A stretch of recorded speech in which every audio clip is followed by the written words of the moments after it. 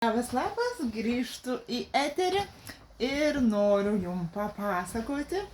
Taigi, kas liko pas mus iš kvepalų, ką jūs galite įsigyti, kuriuos kvepalus po 20 eurų.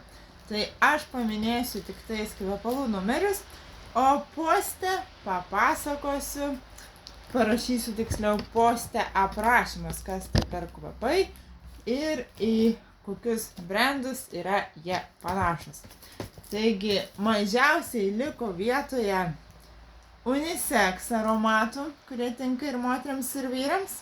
Tai 942 ir 937.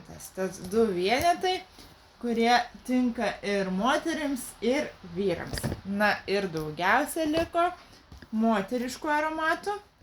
Tai 848,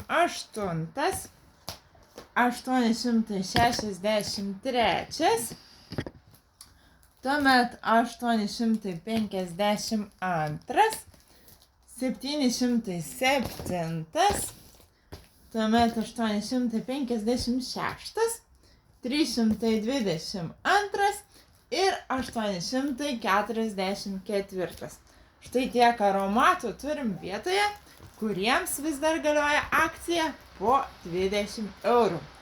Tad, jeigu domina jūs kvepalai, reikia skubiai norite įsigyti, tad rašykite man arba Mindaugui. Ir dar beje, šiandien planuoju daryti FM World užsakymą. Tad, jeigu norit kažkokių produktų užsisakyti, taip pat rašykit man arba Mindaugui.